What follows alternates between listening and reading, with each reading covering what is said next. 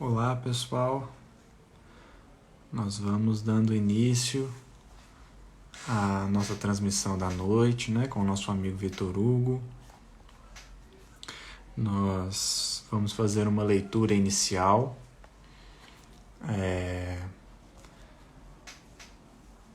para a gente poder dar início às nossas atividades, Então, já desejando de antemão que a paz de Jesus esteja conosco, que a gente possa aproveitar esse momento de compartilhamento, de ensinamentos, de aprendizados, que a gente possa aproveitar esses instantes para serenar as nossas mentes, acalmar nossos corações, para que a gente possa verdadeiramente aproveitar, aproveitar as reflexões que o nosso amigo vai trazer para nós. E nós gostaríamos de fazer uma leitura inicial que está no livro Caminho, Verdade e Vida, capítulo 144, intitulado Que temos com o Cristo? Que temos contigo, Jesus Nazareno? Vieste destruir-nos? Bem sei quem és, o Santo de Deus. Marcos, capítulo 1, versículo 24. Grande erro supor que o Divino Mestre houvesse terminado o serviço ativo no Calvário. Jesus continua caminhando em todas as direções do mundo. Seu Evangelho Redentor vai triunfando palmo a palmo no terreno dos corações. Semelhante circunstância deve ser lembrada porque também os espíritos maléficos tentam repelir o Senhor diariamente. Refere-se o evangelista a entidades perversas que se assenhoreavam do corpo da criatura. Entretanto, essas inteligências infernais prosseguem dominando vastos organismos do mundo. Na edificação da política, erguida para manter os princípios da ordem divina, surgem sob os nomes de discórdia e tirania. No comércio, formado para estabelecer a fraternidade, aparecem com os apelidos de ambição e egoísmo. Nas religiões e nas ciências, organizações sagradas do progresso universal acodem pelas denominações de orgulho, vaidade, dogmatismo e intolerância sectária. Não somente o corpo da criatura humana padece a obsessão de espíritos perversos. Os agrupamentos e instituições dos homens sofrem muito mais. E quando Jesus se aproxima através do Evangelho, pessoas e organizações indagam com pressa: que temos com Cristo? Que temos a ver com a vida espiritual? É preciso permanecer vigilante à frente de tais sutilezas, porquanto o adversário vai penetrando também os círculos do espiritismo evangélico, vestido nas túnicas brilhantes da falsa ciência. Então, uma mensagem de alerta para todos nós, uma mensagem de Emmanuel, repito, está no livro Caminho, Verdade e Vida, capítulo 144. É uma mensagem para a gente pensar, porque é nos mínimos detalhes do dia a dia, é nas coisas corriqueiras mesmo que nós revelamos o nosso testemunho com o Cristo. É no dia a dia, é na briga em família, é numa discussão na rua, que nós mostramos a quem seguimos. Então, nós temos sempre que estar vigilante, porque a gente diz assim, nenhuma obsessão começa com uma subjugação. Nenhuma obsessão você dorme tranquilo e acorda subjugado. Sempre é uma obsessão simples que cria raízes e a gente vai deixando, e quando vê, virou algo que rompeu a organização, que destruiu a pessoa, que acabou com a vida da pessoa. Então é nos mínimos detalhes que nós vamos aproveitando para testemunhar a nossa fé, para, vamos dizer assim, aplicar o evangelho que Jesus nos deixou. Nós vamos chamar agora o Vitor. Deixa eu achar ele aqui. Deixa eu ver como é. Aqui. Vamos ver se vai dar certo. Acho que vai dar certo. Vitor, meu amigo, boa noite. Boa noite, como é que tá? Tudo certo? Joia, tudo certo. Prazerzão poder receber você aqui na página do Geld. Pode ficar à vontade, a palavra é sua, tá bom? É Estamos aqui só para te perguntar, acompanhar. qual é o tempo? Como é? O tempo previsto? Mais ou menos 30, uns 40 minutos? 30, 40 minutos, tá ótimo. Tá ótimo. O Perfeito. tempo que você precisar, você pode usar. Perfeito. Muito obrigado, viu, pela Obrigado você, oportunidade. amigo. Boa palestra, que Jesus te inspire, como sempre, que você possa trazer boas reflexões para nós. Gratidão. Em primeiro momento, eu gostaria de fazer uma rápida prece, rogando a Deus Pai Todo-Poderoso que nos abençoe, nos proteja, nos fortaleça em nossos caminhos, em nossas vidas, trazendo a cada qual a força necessária para cumprir a proposta que aqui veio nesta terra. Abençoados sejam os nossos lares, os nossos corações, os nossos familiares, amigos, aqueles que estão participando conosco, aqueles que não puderam estar, que a espiritualidade possa visitar cada coração e trazer esse banquete sagrado aos nossos espíritos, ajudando-nos a renovar, a transformarmos e adquirir, sobretudo, a paz em nossas almas. Com essa prece, eu peço ao meu anjo guardião que me conduza e me ajude nesse momento. Que assim seja. A proposta do tema de hoje, ela é providência divina em nossas vidas. E é importante, antes de nós adentrarmos ao tema em si, a gente fazer uma reflexão acerca de Deus. E eu gostaria de unir algumas informações que a doutrina espírita nos traz, que Jesus nos trouxe juntamente com o seu apóstolo, o João Evangelista.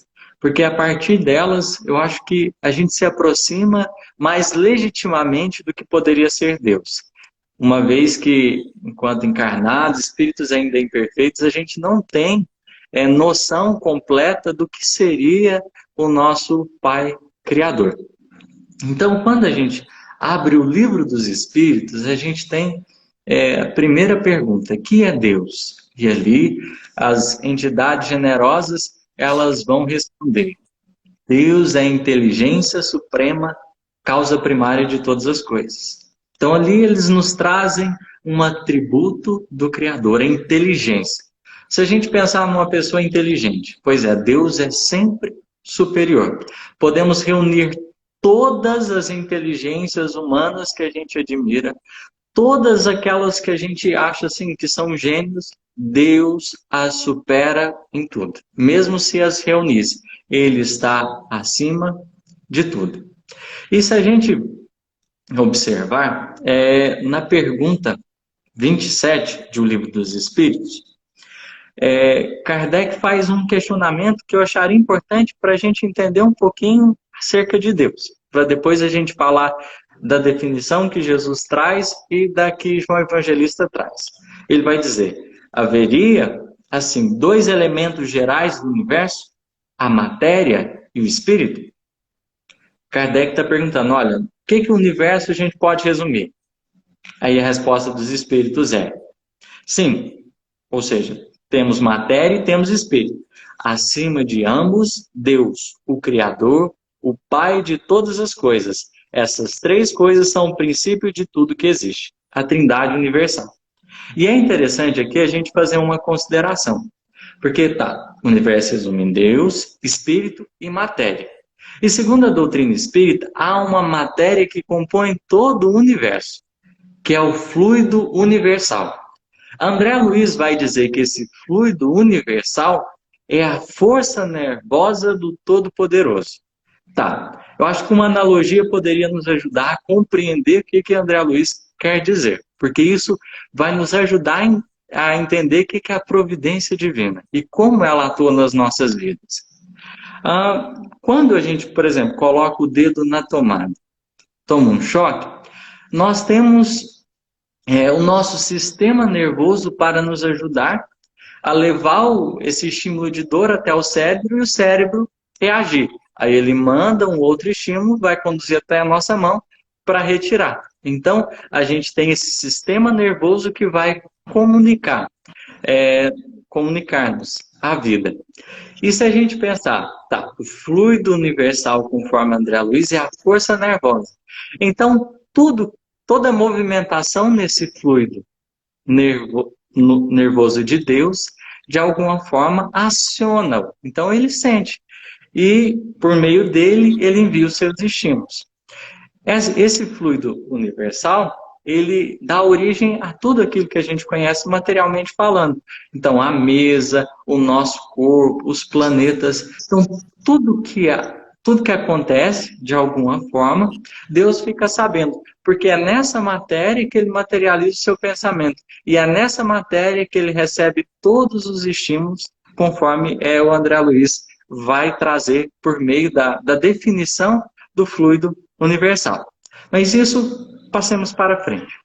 Jesus, na sua época, lá no monte, no capítulo 5, salvo engano, ou 6 de Mateus, quando ele estava pregando, trazendo as bem-aventuranças, ele vai nos ensinar a orar. Até então, a visão que o pessoal tinha de Deus era de um Deus parcial, de um Deus vingativo, de um Deus que na maioria das vezes gostava de um povo e não era muito afinizado com outros. Então não era um Deus de todos, era um Deus de um povo. Essa visão, ela mais tinha a ver com os interesses daqueles que ali estavam, apesar da gente considerar que é uma grande conquista o monoteísmo naquele momento. E Jesus, como ele é um espírito perfeito, da mais elevada ordem, é um Cristo, ele entende, ele compreende e vê a Deus. Conforme a doutrina espírita nos informa, somente esses espíritos puros, eles realmente sabem e conhecem o Criador. O que a gente pode fazer a nosso tempo é sentir. Então, ali, Jesus vai trazer uma definição que inaugura uma nova fase, chamando Deus de Pai. Pai nosso. Começa ele a oração. E isso eu acho assim extraordinário de Jesus. Porque agora, esse Deus, ele não é só criador, mas ele é Pai. Se a gente pensar, por exemplo, alguém que faz alguma coisa, é como se quando terminasse a obra, tivesse cumprido o seu papel. Então, um marceneiro que faz um guarda-roupa, pronto, tá feito o serviço ali. E só que um pai não é assim. Um pai não é só colocar no mundo. O pai não é só dar ao filho a oportunidade, por exemplo, se a gente pensar no pai humano, não é só dar a oportunidade de reencarnar. Tem cuidados materiais e tem cuidados morais. Então, a conexão, ela se mantém. Então, não foi só assim, Deus nos criou e pronto. Ele é um pai que continua cuidando, ele é um pai que continua amparando, porque o seu amor infinito, ele nos acompanha, mesmo quando a gente já alcançou a perfeição. Continua nos banhando. Então, essa definição de pai eu acho extraordinária. Porque se a gente pensar num pai da terra, no melhor pai da terra, aquele pai companheiro, aquele pai que escuta, aquele pai que é fortaleza, aquele pai que está atento ao seu filho. Se a gente pensar, é um pai extraordinário, e que, assim, é sorte de todo mundo ter esse pai perfeito. Agradeçamos os que a gente tem. Mas imaginemos Deus. Ele é superior a esse pai perfeito. Os cuidados, a maneira de educar, tudo é redobrado. A gente nem consegue compreender a extensão da maravilha que é esse amor divino. A gente só consegue, de vez em quando, sentir. Mas esse Pai supera todas as nossas expectativas. Conforme a gente tem no Livro dos Espíritos, Deus é a inteligência suprema. Jesus traz ele como Pai, anteriormente. E João Evangelista diz que ele é amor. Então, ele é um Pai inteligente e amoroso. Da inteligência procede a justiça. E do amor procede a misericórdia. Conforme a gente vai ver na doutrina espírita, Deus é soberanamente justo e bom. Isso é algo que a gente deve ter em mente. A gente deve ter guardado nos nossos corações. Não só é justo, porque se fosse justo, seria só inteligente, que é aquele que raciocina, que calcula, que é tudo certinho. Mas imaginemos, se Deus fosse só justiça, a gente ia arder no inferno, possivelmente, porque pelos erros e as barbaridades que a gente faz, o negócio seria feio. Mas não é desse jeito. Existe esse amor que nos traz, então, a misericórdia. Mas existe um equilíbrio. Não é nem só um, nem só outro. É os dois. E isso a gente pode perceber na vida. Então, a gente tem um erro, a gente comete um erro. Deus, não é por causa disso que ele fala assim, ó, vou cortar todos os seus recursos. Vou fazer um quadradinho para você e nesse quadradinho você não vai respirar. Porque você errou, você não fez o seu dever de casa, você não prestou atenção no que se precisava fazer. Não é desse jeito. Não vemos ninguém assim. Os erros, ele nos concedeu a responsabilidade dos nossos atos. Mas, conforme Emmanuel vai dizer, Deus não desce conosco para errar.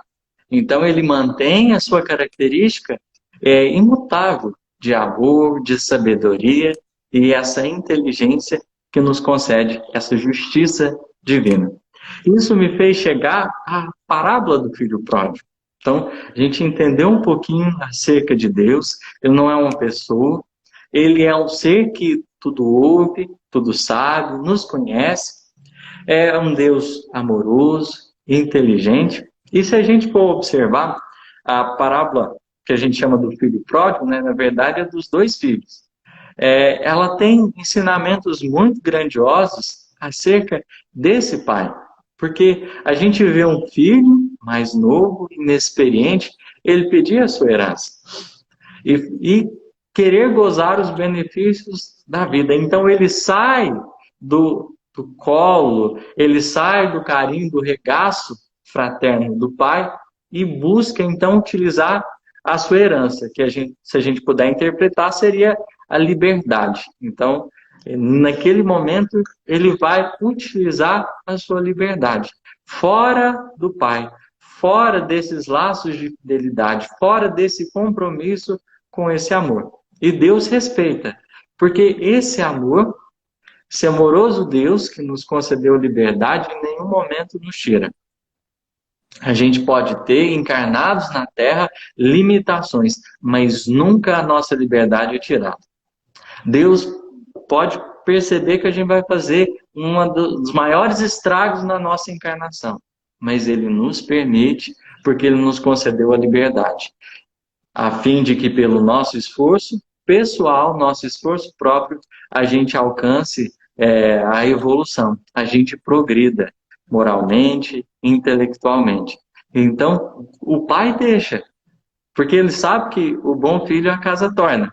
Mas, enfim, esse filho, ele vai. Tem as suas experiências, tem ele aproveita, de certo modo, do que ele achava que era justo da herança, só que chega um momento que esgota os recursos. Ele não tinha ninguém para manter. Então, ele gastou tudo com os amigos, chegou um momento que ele se viu sem. E ele, na extrema necessidade, ele recebe a oportunidade de trabalhar, mas ele se viu na necessidade de comer comida dos porquinhos. E é aí, então, que ele cai em si perante toda a dor, todo o sofrimento, e ele lembra dos servos do pai dele. Ele nem lembra do outro irmão, ele lembra dos servos, que tinham uma vida digna, eles tinham tudo o que precisavam. E é nesse momento que ele resolve levantar-se e ir ter com o pai de novo. E no caminho de volta, o pai percebe que ele está voltando.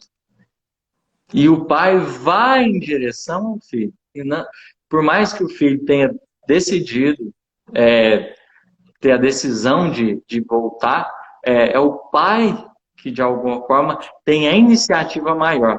E conforme a narração do evangelista Lucas, a gente tem o seguinte: E levantando-se foi para seu pai. E quando estava longe, viu seu pai e se moveu de íntima compaixão. E correndo lançou-se-lhe ao pescoço e o beijou. Então a gente vê essa atitude do pai movida de íntima compaixão. Porque se pela inteligência a gente tem a justiça, pelo o amor a gente tem a misericórdia. Aqui ele não perguntou nada, não falou assim, onde você foi, por que você fez isso, eu te falei que não ia dar certo. Não tem nada. A característica inalterável desse amor, que acolheu, é movido de íntima compaixão. Ainda beijou o filho. Aí o filho vai e diz o pai, pai, pequei contra o céu, perante ti, e já não sou digno de ser chamado teu filho. E é o que, na maioria das vezes, acontece conosco. A gente se arrepende pelos atos, pelas atitudes inconsequentes que a gente tem, pelos caminhos escuros e sombrios que a gente adentra. A gente se arrepende e a gente pensa, não, está na hora de voltar. A gente volta para Deus é por causa do amor, do acolhimento. É por causa dessa misericórdia abundante, desse carinho, desse cuidado que não nunca vai nos faltar. E o pai, ao invés de apontar erro, não, jamais.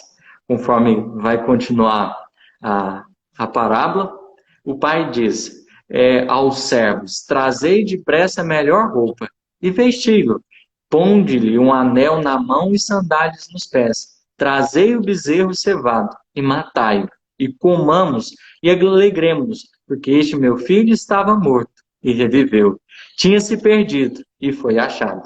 Então, faz o melhor possível em favor de um filho que tinha feito um grande estrago na vida, que tinha cometido uma grave falta. Mas a gente percebe, como Emmanuel fala, Deus não desce conosco para errar. Então, ele mantém a sua característica, um dos seus atributos, ele é imutável. Ou seja, a infinitude da sua perfeição, ela se mantém sempre. Deus nunca contraria a si mesmo. Então, a partir disso, a gente vê que apesar de tudo que a gente faz, de tudo que a gente realiza, esse Criador mantém generosamente o amor, mantém a proteção, mantém o amparo. Só que é preciso a gente lembrar de uma coisa. Deus, ele não prescinde da nossa colaboração. É Emmanuel que vai dizer isso também. Deus não prescinde da colaboração humana.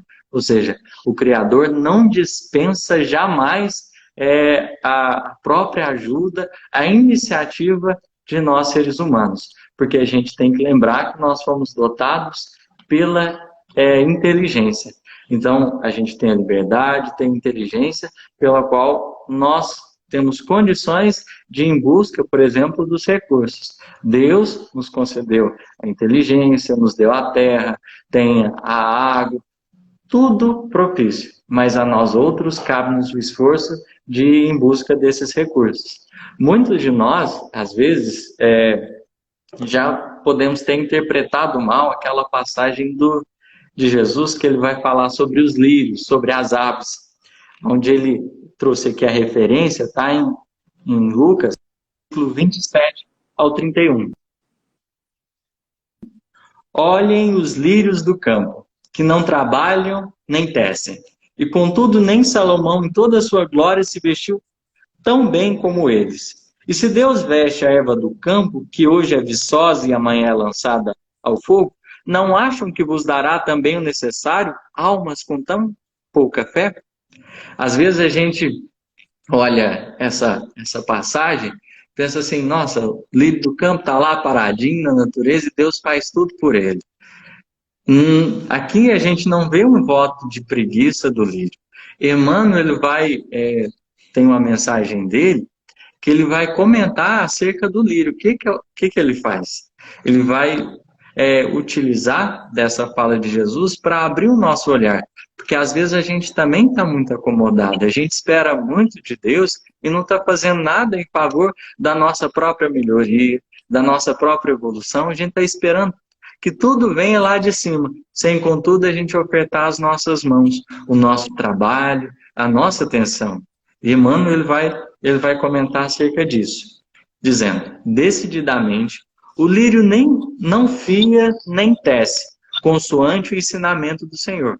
Então, realmente, o lírio que está, ele não fia nem tece, mas cumpre a vontade de Deus. E aqui que é bonito.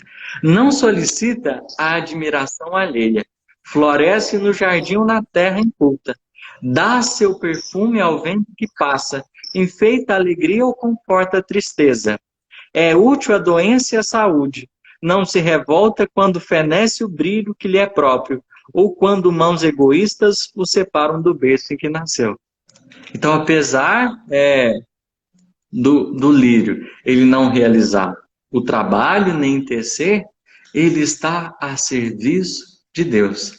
Indiscutivelmente, faça chuva, faça sol, ele trabalha por aquilo que lhe cabe fazer. Então, é importante a gente se atentar que é preciso a nossa colaboração existir na vida, consoante também ao que Deus nos traz. Então, Deus traz-nos tudo, mas igualmente solicita-nos o esforço, porque Ele nos capacitou da melhor forma possível. Ele nos ajudou da melhor maneira possível. E cabe-nos atender a isso que nos chega. Há uma mensagem muito interessante de Emmanuel, traz o título, Rendamos Graças. Nós somos tão abençoados com o que o Criador nos traz, só que às vezes a gente vive um período de lamentação. A gente está vivendo um momento de angústia, às vezes um momento mais difícil, que a gente, na maioria das vezes, se coloca a reclamar, se mostra insatisfeito, como se a gente estivesse sendo esquecido, como se o Criador não estivesse olhando por nós. E Emmanuel, ele, nessa lição de número 100 do livro Fonte Viva, Rendamos Graças, ele vai falar algo assim, muito interessante. A alegria que estimula é a irmã da dor que aperfeiçoa. O espinho previne, o fel remedeia, o fogo refunde, o lixo fertiliza, o temporal purifica a atmosfera, o sofrimento redime, a enfermidade o diverte, o sacrifício enriquece a vida, a morte renova sempre. Aprendamos, assim, a louvar o dia pelas bênçãos que nos confere. Bom é o calor que modifica, bom é o frio que conserva. Tudo dentro desse universo tem uma função. Render graças no sentido de, olha, aprende que, na verdade, nada está em desaproveito. E o que te chega é sempre uma oportunidade generosa de aprendizado. Aquilo que, às vezes, a gente gosta muito das alegrias, mas a dor também nos ensina. É um processo natural ao qual nós todos passamos. Se a gente tem uma dor, a gente não é exclusivo, o sofrimento não está despejando sobre tão somente a nossa cabeça. A dor faz parte da evolução.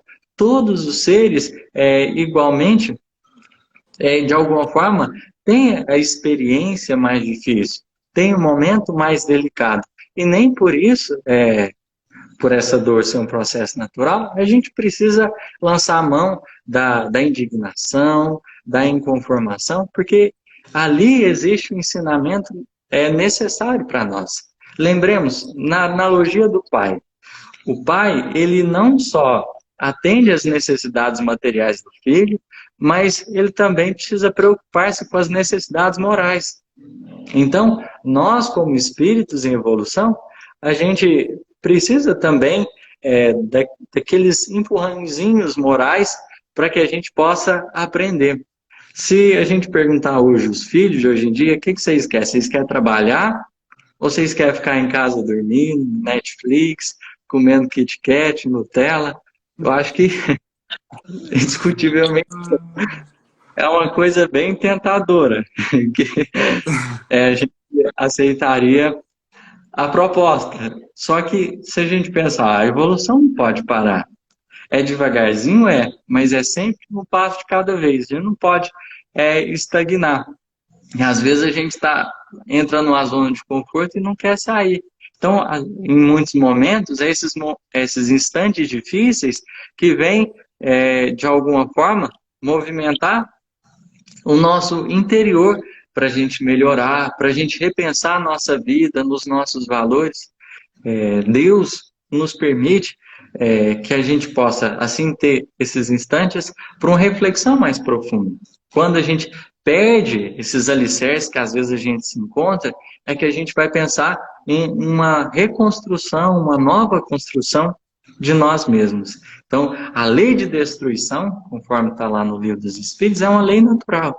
Ela atua sobre as nossas vidas. É da lei de destruição que a gente tem a dor. É muito importante a gente estudar aquela parte do Livro dos Espíritos, leis morais, porque ali a gente tem um entendimento muito santo, a gente renova a nossa visão acerca da vida.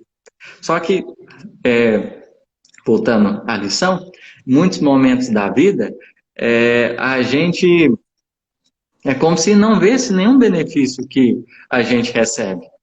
A gente acha que a vida está ruim demais, que nada nos serve, entra numa fase de desgosto assim, muito ruim. E Emmanuel aqui, ele nos ajuda a gente ter o entendimento do que nós podemos fazer. Roguemos a providência celeste suficiente luz para que os nossos olhos identifiquem o celeiro da graça em que nos encontramos. É a cegueira íntima que nos faz tropeçar em obstáculos, onde só existe o favor divino. Então, é por cegueira que a gente não vê os benefícios. É por cegueira que a gente não percebe a maravilha da vida. E é por isso que uma das rogativas que a gente precisa lembrar nas nossas orações é: Deus, me ensine a ver. Aonde o Senhor está cuidando de mim, eu não estou vendo. Aonde o Senhor está me amparando, eu estou achando que o Senhor está me prejudicando. Me ensine a ver, para que a gratidão não me falte nas horas difíceis como nas horas mais claras. Me ensine a ver.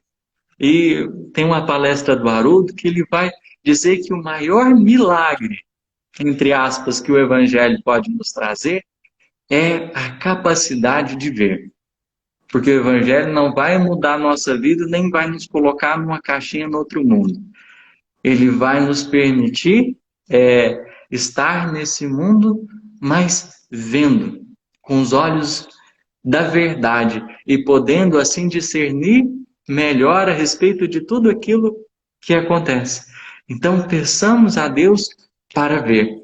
Porque se a gente pensar, refletir acerca da vida, existem tantas coisas boas que nos acontecem conosco, mas em muitos instantes a gente se fixa naquela coisa que não deu certo, naquele não que a gente não levou, naquela decepção que a gente teve.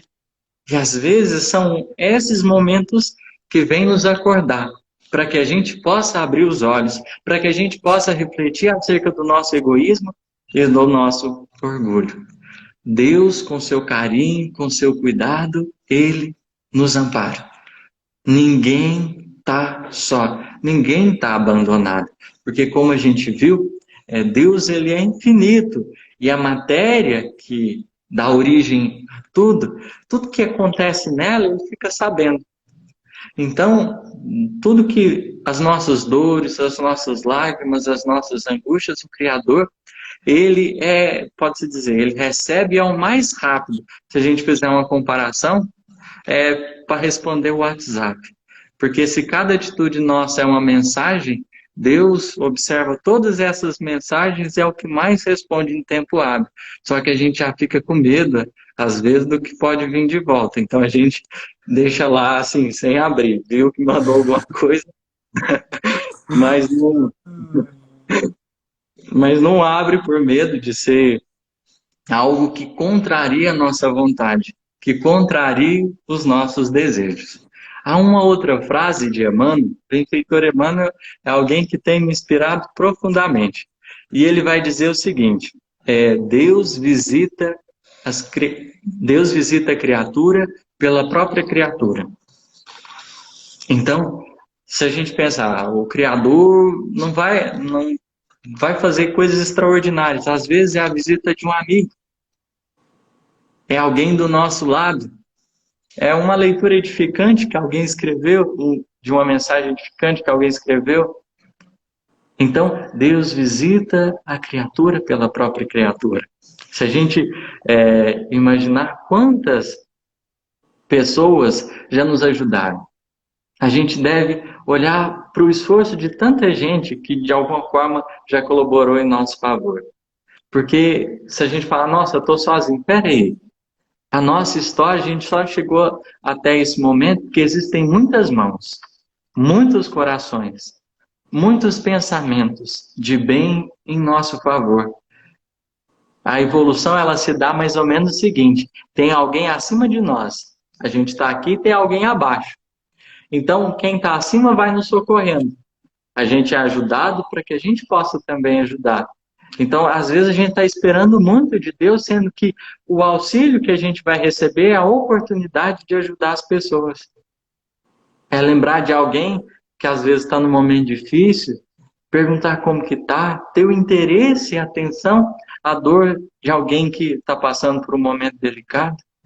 Então, não só a gente precisa dessa providência divina e esperar receber, mas igualmente a gente deve ter o interesse de também ajudar. Há uma passagem que está no livro há 2000 anos. É uma das que mais mexe com o meu coração nesse livro. Existe a personagem, Públio Lentulus, ele é Emmanuel, benfeitor de Chico, ele está num momento muito delicado. Assim, a alma dele está rasgada. Ele perdeu a sua esposa Lídia, a alma gêmea de sua alma, a vida de sua vida. Era quem ele tinha assim um carinho, um amor extraordinário. E ela acaba de desencarnar. E ele está assim com a alma sangrando por dentro. Ele vai para debaixo de uma árvore e começa a chorar. Ele começa a deixar aquele choro copioso vir e banhar o coração dele. Perante a tristeza, perante a dor, ele só conseguia chorar. E de repente surge um ponto de luz. E esse ponto de luz vai se abrindo. Esse ponto de luz vai expandindo. Até que materializa ali o seu irmão, vamos dizer irmão. Era o melhor amigo que ele tinha enquanto encarnado, chamado Flamínio Severus. Flamínio Severus era aquela autoridade, um amigo assim que tinha autoridade sobre Públio Lentulus. O que ele falava tinha impacto profundo na alma. Então, desculpa, recebi uma chamada aqui. Desliguei. Opa, vamos voltar. Públio Lentulus, ele tinha, então, esse amigo que tinha autoridade máxima sobre a alma de Públio. E nesse momento que ele começa então, a materializar, Públio começa a sentir uma paz profunda no seu coração. Começa a sentir uma tranquilidade, uma certa leveza. E ele começa a entrar em conexão, em êxtase, para ouvir aquilo que Flamínio tinha a falar. Mais uma vez, lembrando, Deus visita a criatura pela própria criatura. Utiliza dos seus filhos para se auxiliarem mutuamente. Então, se o Criador pudesse, porque Públio Lentulus, ele era politeísta. Ele não acreditava num Deus único. E assim, mesmo quando a gente não acredita em Deus, o Papai do Céu, mesmo assim, mantém esse amor. Então, é algo extraordinário. A inteligência nossa, muito limitada, não entende. Mas ele manda sempre os recursos. Então, Públio não acreditava em Deus. E o Criador sensibiliza-se com todos e utiliza os meios mais adequados que não extrapolem, que não atropelem a crença a crença humana. Ele vê o que pode ajudar da melhor forma a cada um. E ali a presença de Flamínio Severo. E Flamínio vai falar dos deuses que Emmanuel, enquanto Públio Lentulus até então acreditava, vai considerá-los como justos, como uma crença justa, mas vai falar do Cristo. E é nesse momento que Emmanuel ele sente aquela emoção vibrar na sua alma, porque a sua esposa ela morreu como cristã. E ele não gostava de Jesus de jeito nenhum. Acabou que tinha um ódio assim, mortal, porque ele via Jesus como uma afronta ao seu poder. E, de alguma forma, isso não muda o amor de Jesus, continua abundante da mesma forma. E Flamínio Severus vai falar desse Cristo, vai falar dessa misericórdia, vai falar desse caminho que ele traz. E Públio escuta com muita atenção.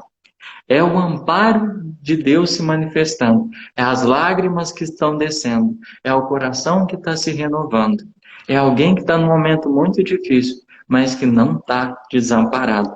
Da mesma forma, nós não estamos. E Públio questiona para ele: Flamínio, o que eu posso fazer para alcançar, então, perdão perante os meus erros, perante os meus atos? E a resposta dele é extraordinária. Perdoa. A história ela tem um contexto. E a partir disso, a lição do perdão torna-se presente na vida de Emmanuel. Como que a gente, de alguma forma, pode sentir que o nosso coração de novo está banhado pelo amor? Perdoando. E toda vez que a gente se conecta com amor, a gente se conecta com Deus, porque conforme João Evangelista diz, Deus é amor. Então, a não sensibilidade, esse não sentir o Criador, está ligado a tudo aquilo que a gente coloca no meio, a ódio, a rancor, a mágoa, que vai atrapalhando nós sentirmos, porque ele continua conectado. A questão não é ele, somos nós. Essa providência nos banha. No silêncio da nossa intimidade, Deus nos visita sempre. Então, perdoar naquele momento renova a sua alma. Deus já te perdoou. A questão não é você ter errado. A questão agora é você se limpar, para que você possa ter acesso a essa fonte de vida. Então, uma das maiores lições que a gente tem Deus não muda, jamais. O que a gente precisa, nesse caminho de evolução que a gente faz, é depurar para que essa conexão cada vez esteja mais profunda. Para que cada vez mais a gente consiga, nessa relação de fidelidade, nesse compromisso de bem, a gente consiga aproveitar de tudo isso. Observemos as dores. Podem ser recados preciosos da providência divina. Observemos as alegrias. São também oportunidades sagradas dessa mesma providência divina. Dor ou alegria, sofrimento ou tranquilidade. São estados que a gente vai passando. Mas lembremos que apesar de tudo isso, tudo passa. Mas conforme Emmanuel vai dizer, Deus é sempre presente. Obrigado pela oportunidade que me foi concedida, pela atenção dos que estão aí do outro lado da tela. Que Deus nos proteja, nos ilumine e que a gente tenha olhos de ver. Muito obrigado. Nós que agradecemos, meu amigo. Que reflexão belíssima que você trouxe. Era tanta coisa que passava na minha cabeça enquanto você ia falando. E realmente a gente ter esses olhos de ver para perceber Deus na nossa vida, né? Através dos outros, né? Emmanuel realmente, essa frase do Emmanuel realmente toca a gente, porque faz a gente ver Deus nos outros, né? E isso é reconfortante, isso é reanimador, é algo para fortalecer a gente mesmo. É perceber que Deus coloca as pessoas na nossa vida justamente para nos apoiar, para nos incentivar, até os inimigos, né? Até os ditos inimigos, que você bem colocou como a questão da dor, né? Que às vezes é trazida por uma outra pessoa. Mas enfim, meu amigo, muito obrigado. Foi realmente muito bom para mim, particularmente, né? A gente pode ver pelos comentários aí, mas para mim, particularmente, foi muito bom. Adorei te ouvir. É a primeira vez que eu te ouço. E gratidão mesmo, amigo. Antes da gente encerrar com a nossa prece, queria só dar um recado. para que todo mundo possa ver aí nas nossas redes sociais, no Congeld, na rede social do Congeld, no Instagram aqui do Geld, no Facebook, no WhatsApp, nós estamos circulando a informação de que o Congeld foi adiado para o ano que vem. Ele seria realizado esse ano, dias 18 e 19 de julho, e nós adiamos ele para 19 e 20 ou 20 e 21 de junho do ano que vem. Você me corrija aí, William, se eu estiver errado, mas acho que é 19 e 20 de junho, né, do ano que vem. Então, praticamente todos os palestrantes que já estavam confirmados para esse ano estarão conosco, apenas a Eulália, que infelizmente não vai poder estar, mas visando aí a uma medida mais de precaução, 19 e 20 de junho, o William está me corrigindo aqui, 19 e 20 de junho, então, de 2021.